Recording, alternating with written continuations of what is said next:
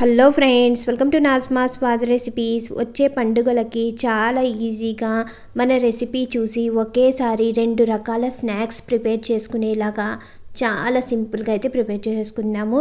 తడి బియ్యం పిండి లేకుండా సకినాల్ని, బియ్యం పిండి లేకుండా జంతికల్ని గుల్లగా కరకరలాడుతూ ఉండే ఈ టేస్టీ స్నాక్ని అయితే చాలా ఈజీగా ఈ పండగకి ప్రిపేర్ చేసేసుకుందాము.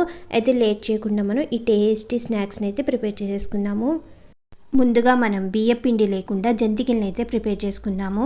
దానికోసం వెడల్పాటి గిన్నెలో వాటర్ వేసుకుని ఈ విధంగా రెడీ చేసుకుని పెట్టుకున్న తర్వాత పల్చని పొడి కాటన్ క్లాత్ తీసుకుని మనం తీసుకున్న కాటన్ క్లాత్లో 1 కప్పు గోధుమ పిండి, 2 నుంచి 3 టేబుల్ స్పూన్లు బియ్యం పిండి వేసుకున్నాను. బియ్యం పిండి ఆప్షనల్ మాత్రమే, మీ దగ్గర ఉంటే కనుక వేసుకోండి, లేకపోయినా ఓన్లీ గోధుమ పిండితో కూడా ప్రిపేర్ చేసుకోవచ్చు. క్లాత్లో వేసిన పిండి బయటికి రాకుండా మంచిగా క్లోజ్ చేసుకోవాలి. ఈ విధంగా మూటలాగా కట్టి రెడీ చేసుకున్న తర్వాత మనం ముందుగా రెడీ చేసుకుని పెట్టుకున్న గిన్నెలో పెట్టి గిన్నె స్టవ్ మీద పెట్టుకుని స్టవ్ హై ఫ్లేమ్లో పెట్టుకుని ఒక 10 మినిట్స్ అయితే పిండిని మంచిగా స్టీమ్ అవ్వనివ్వాలి.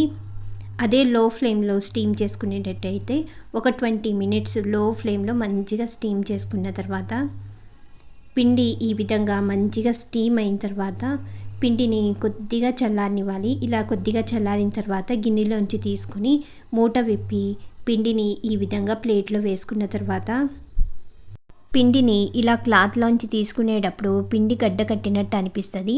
మన పిండి అయితే గడ్డ కట్టలేదండి, అస్సలు కంగారు పడద్దు.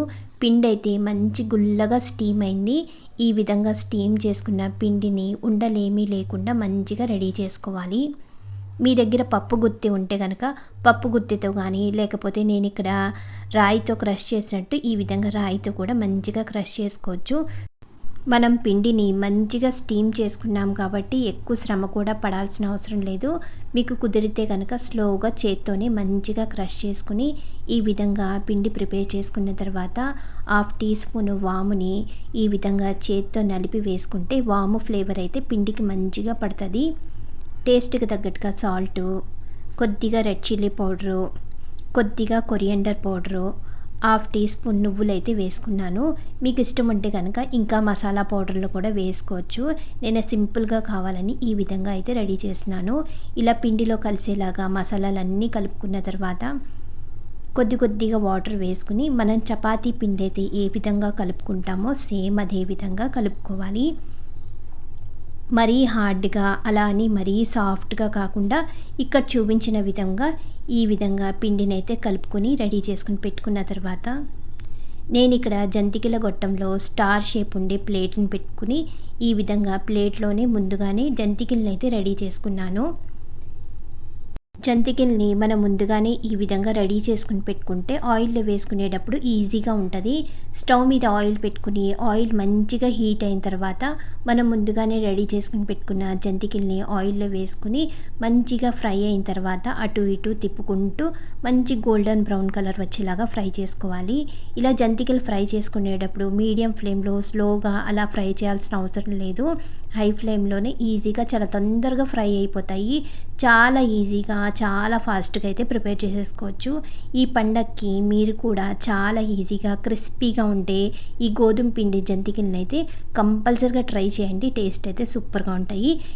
జంతికల తర్వాత తెలంగాణ స్పెషల్ అయిన సకినాల్ని చాలా ఈజీగా తడి బియ్యం పిండి లేకుండా ప్రిపేర్ చేసుకుందాము. దానికోసం 1/2 కేజీ రేషన్ రైస్ అయితే తీసుకున్నాను. మీ దగ్గర రేషన్ బియ్యం లేకపోతే కనుక రెగ్యులర్గా వాడే బియ్యాన్ని అయితే తీసుకోవచ్చు. ఇలా తీసుకున్న రైస్ని మంచిగా 2-3 సార్లు వాష్ చేసుకుని 1 డే అంతా మంచిగా నాననివ్వాలి. ఇలా బాగా నానిన బియ్యాన్ని వాటర్ ఏమీ లేకుండా మంచిగా స్ట్రెయిన్ చేసుకుని ఇలా స్ట్రెయిన్ చేసుకున్న బియ్యాన్ని మిక్సీ జార్లో వేసుకుని ఇలా మిక్సీ జార్లో వేసుకున్న బియ్యంలో కొద్దిగా వాటర్ యాడ్ చేసుకుంటూ మెత్తటి పిండిలాగా గ్రైండ్ చేసుకోవాలి. మధ్యలో ఈ విధంగా కొద్దిగా వాటర్ యాడ్ చేసుకుంటూ నాకు ఇక్కడ 1/2 కప్ అయితే వాటర్ పట్టింది.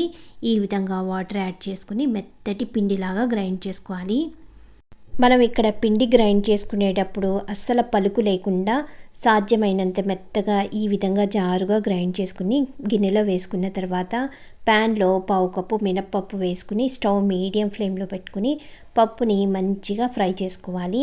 ఇవి కొద్దిగా ఫ్రై అయిన తర్వాత పావు కప్పు పుట్నాలను కూడా వేసుకుని సేమ్ అదే విధంగా స్టవ్ మీడియం ఫ్లేమ్లో పెట్టుకుని ఇవి రెండు మంచిగా ఫ్రై అయ్యేలాగా ఫ్రై చేసుకోవాలి. ఇలా ఫ్రై చేసుకున్న పప్పుల్ని మిక్సీ జార్లో వేసుకుని మెత్తటి పిండిలాగా రెడీ చేసుకోవాలి.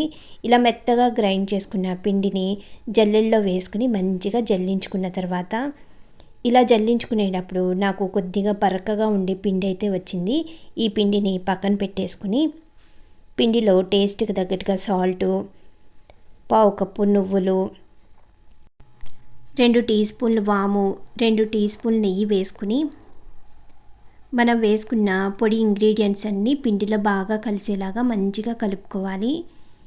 ఈ విధంగా పిండిని అయితే బాగా కలుపుకున్న తర్వాత అప్పుడు పిండి కన్సిస్టెన్సీని బట్టి కొద్దిగా వాటర్ యాడ్ చేసుకుంటూ పిండిని మంచిగా కలుపుకోవాలి. నేను తీసుకున్న పిండికి 3/4 కప్పు అయితే వాటర్ పట్టింది. ఈ విధంగా కొద్దిగా వాటర్ యాడ్ చేసుకుంటూ పిండిని అయితే మంచి సాఫ్ట్గా కలుపుకోవాలి.